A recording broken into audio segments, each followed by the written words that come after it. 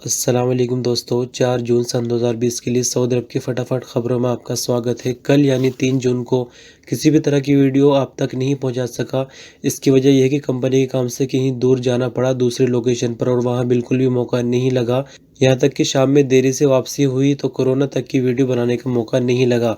तो कभी कभी लाइफ में ऐसी सिचुएशन आ जाती है, लेकिन इंशाल्लाह आगे से ऐसा नहीं होगा। बने रहिए gulf life Hindi YouTube channel पर। चलिए शुरू करते हैं। कोरोना वायरस के फैलाव के बाद इंटरनेशनल फ्लाइट पर लगने वाली पाबंदियों की वजह से सऊदी भर में रहने वाले अजनबी लोगों की वापसी के लिए शुरू की जाने वाली स्पेशल सर्विस सौदा के तहत पिछले 12 दिनों में 1,78,452 लोगों ने खुद को रजिस्टर्ड कराया है।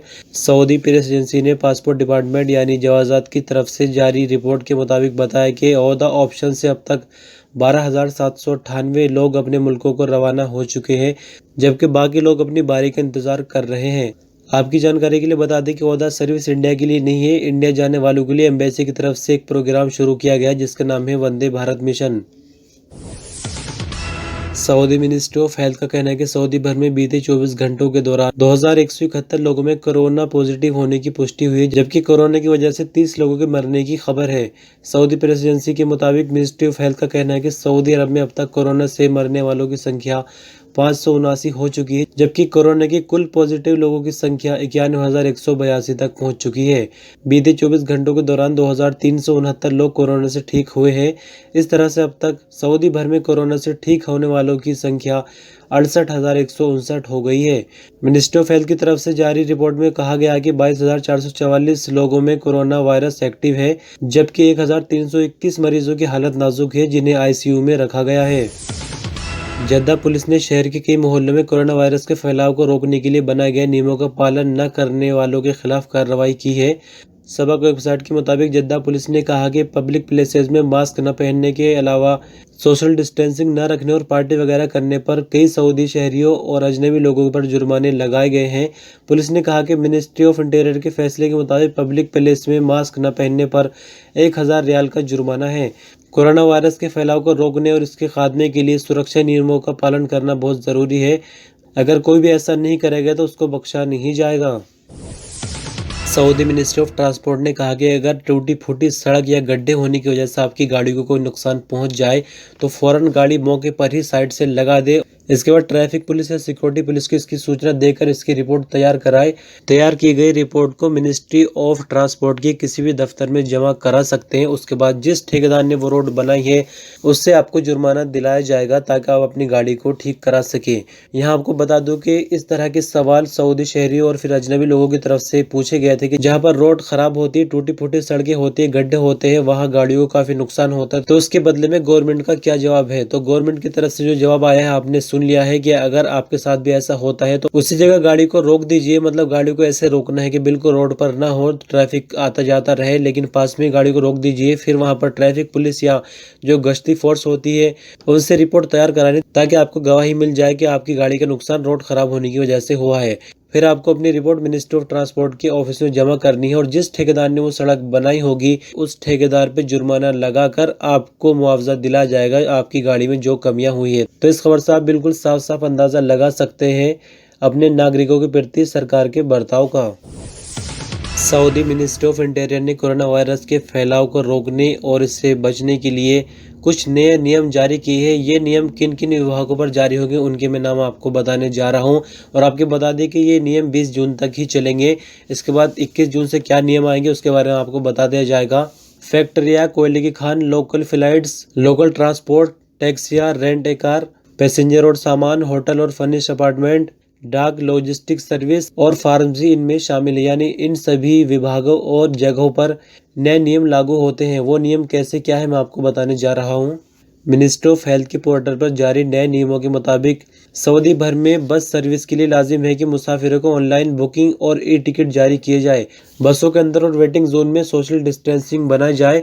वेटिंग रूम में सिर्फ पैसेंजर ही जा सकेंगे। पैसेंजर्स को सीट बदलने की इजाज़त नहीं होगी, मतलब जो सीट का नंबर मिला होगा उसी पर बैठना होगा। बसों के अंदर सिर्फ 50% पैसेंजर ही बिठाए जा सकते हैं। इसी के साथ ड्राइवर या फिर पैसेंजर सभी को नोज मास्क पहनना होगा। टैक्सियों में पैसेंजर पीछे की सीट पर ही बैठे, ड्राइवर के पास वाली सीट पर बैठना मना है। इसी के साथ टैक्सी ड्राइवर या टैक्सी में बैठने वाले पैसेंजर सभी को नोज मास्क लगाना जरूरी है। होटल और फर्निश्ड अपार्टमेंट के मालिकों को इस बात का पाबंद बनाया गया है कि वो कमरा या अपार्टमेंट किराए पर देने से पहले उसकी अच्छी तरह से साफ सफाई और सैनिटाइजिंग करे, उसके बाद ही रूम किराए पर दे। होम डिलीवरी और कोरियर देने वाले के लिए ये हिदायत की गई है कि ऑर्डर देते टाइम ग्राहक से 1 मीटर का फासला रखना है, मतलब ग्राहक से 1 मीटर दूर खड़े होना है ऑर्डर देते टाइम। तो इस तरह के नए नियम कोरोना वायरस के फैलाव को रोकने के लिए और इससे बचने के लिए मिनिस्ट्री ऑफ इंटीरियर की तरफ से बनाए गए हैं, जिन पर अमल करना हम सबकी जिम्मेदारी है। सऊदी अरब में मस्जिद नबवी के 11 दरवाजे नमाजियों के लिए बुध 3 जून को फजर की नमाज से पहले खोल दिए गए। इसके साथ ही नमाजियों को नए कोरोना वायरस लगने से बचाने के लिए हेल्थ डिपार्टमेंट की तरफ से जारी किए गए सुरक्षा इंतजाम भी किए गए। मस्जिद नबवी नमाजियों के लिए रफ्ता रफ्ता खोली जा रही है। आपको बता दें कि मस्जिद नबवी नए कोरोना वायरस की वजह से इन दिनों रोजाना ईशा की नमाज के बाद बंद कर दी जाती है और फजर से 1 घंटे पहले खोल दी जाती है। सऊदी अरबियन मॉनेटरी अथॉरिटी यानी सामा ने अप्रैल के दौरान सऊदी अरब में रहने वाले अजनबियों के मनी ट्रांसफर यानी पैसे भेजने के आंकड़े जारी किए हैं। खारजियों ने अप्रैल 2019 के मुकाबले में अप्रैल 2020 के दौरान 9% कम पैसे भिजवाए हैं, यानी कुल मिलाकर 9.79 अरब रियाल कम भेजे गए। अखबार 24 के मुताबिक खारजी लोगों ने मार्च 2020 के दौरान 12.22 अरब रियाल भेजे, जबकि मार्च 2019 में 11.26 अरब रियाल भेजे थे। इस साल गैर मुल्कियों ने मार्च के मुकाबले में अप्रैल में 2.43 अरब रियाल यानी 20% कम पैसे अपने मुल्कों में भेजे हैं। सऊदी नेशनल वाटर कंपनी ने पानी का बिल जमा न करने वालों की सर्विस बंद करने का फैसला किया है। जुलाई से वाटर टैंकर सर्विस की पेमेंट ऑनलाइन की जाएगी। सऊदी प्रेस एजेंसी के मुताबिक नेशनल वाटर कंपनी ने मंगल को जारी बयान में कहा कि जिन ग्राहकों ने पानी के बिल अभी तक जमा नहीं करवाए वो पहली फुर्सत में बिल जमा करवा दे, वरना 7 जून से उनके कनेक्शन काट दिए जाएंगे। कोरोना वायरस संकट के चलते हुए नेशनल वाटर कंपनी ने ग्राहकों को बिल जमा न करने के लिए छूट दी थी। ये छूट 7 जून को खत्म हो जाएगी। तो जो लोग 7 जून तक बिल जमा नहीं करेंगे पानी का, उनके कनेक्शन काटने शुरू हो जाएंगे। इसी के साथ नेशनल वाटर कंपनी ने कहा कि कनेक्शन कट हो जाने के बाद भी आपको पानी की सुविधा टैंकर के जरिए मिलती रहेंगी।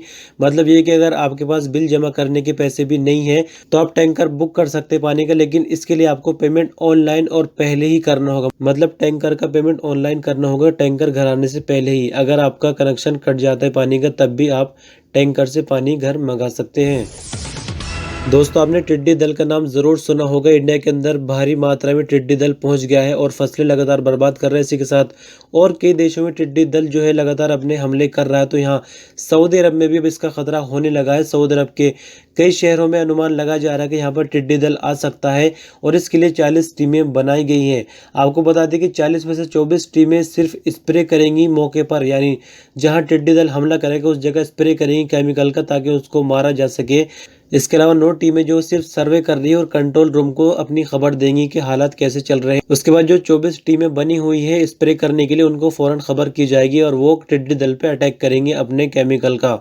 इसी के साथ 5 टीमें सुपरविजन के लिए बनाई गई जो इन सभी टीमों को कंट्रोल करेंगी। इसके अलावा 2 टीमें मेंटेनेंस के लिए बनाई गई है जो मौके पर मशीनरी को ठीक करेंगी जो मशीनरी खराब हो जाएंगी स्प्रे के दौरान। तो इस तरह से टिड्डी दल का खतरा देखते हुए सऊदी अरब में तैयारी पूरी कर ली गई। यहाँ मैं आपको बता दूंगा किन किन शहरों में इसका खतरा मंडरा रहा है। रियाज, वादी दवासिर, असुलैल, अल-फलाज, असीर, अहद रफीदा, सरात अबीदा, वादी बिन हशबल, सुलेस, बीशा, खनका, ताइफ, नजरान। तो इन सभी इलाकों में टिड्डी दल के आने का खतरा पूरी तरह से है।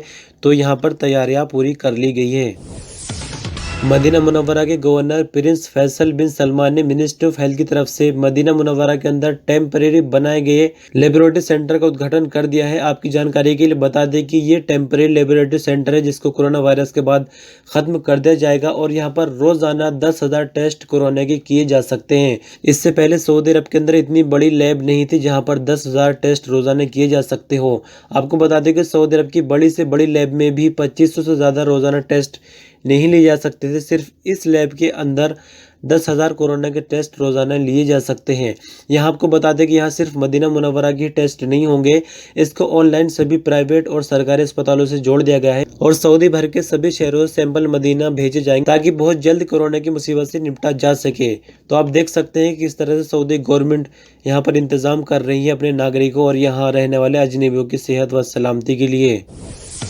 मदीना मुनव्वरा में मस्जिद कुबा भी आम नमाजियों के लिए खोल दी गई है। मस्जिद कुबा से आप लोग जरूर वाकिफ होंगे, जब भी आप उम्रे पर गए होंगे तो आपने जरूर ज़ियारत की होगी, यहाँ पर 2 रकात नमाज जरूर पढ़ी होगी। तो यहाँ आपको बता दें कि स्टेप बाय स्टेप मस्जिदें खुल रही है, खासकर बड़ी मस्जिदें, क्योंकि यहाँ पर सुरक्षा इंतजाम ज़्यादा करने होते हैं क्योंकि रश ज़्यादा होता है। तो इस तरह से मदीना मुनव्वरा में मस्जिद नबी के बाद मस्जिद कुबा भी खुल गई है और मस्जिद में नमाज पढ़ने के नियम सेम वही है, सोशल डिस्टेंसिंग बनानी है, अपनी जान नमाज पर नमाज पढ़नी है वगैरह वगैरह। आपकी जानकारी के लिए बता दें कि मस्जिद कुबा में 2 रकात नमाज नफिल पढ़ने से उम्रा का सवाब मिलता है। और फिलहाल कोरोना वायरस के फैलाव और उससे बचाव को देखते हुए 130 सफाई कर्मी मस्जिद की सफाई और सैनिटाइजेशन के लिए 24 घंटे मस्जिद कुबा में काम कर रहे हैं। कोरोना वायरस के चलते लॉकडाउन में ई कॉमर्स का बिजनेस सऊदी अरब में बहुत उठान पर आया और आप देख सकते हैं काफ़ी कंपनी यहाँ देखने को मिल रही जो ऑनलाइन सप्लाई कर रही चीज़ों की, और यहाँ जुर्माने भी लगातार कंपनियों पर लग रहे हैं जो कंपनी धोखाधड़ी कर रही है ग्राहकों के साथ या देरी से सामान पहुंचा रही है। जैसे कि आपको पहले भी खबर में बताया गया था और यहाँ एक नई खबर यह है कि 7 कंपनियों पर जुर्माने किए गए हैं सामान देरी से पहुँचाने के लिए। आपको बता दें कि ज़्यादा से ज़्यादा टाइम सामान पहुँचाने के लिए 15 दिन का होता है।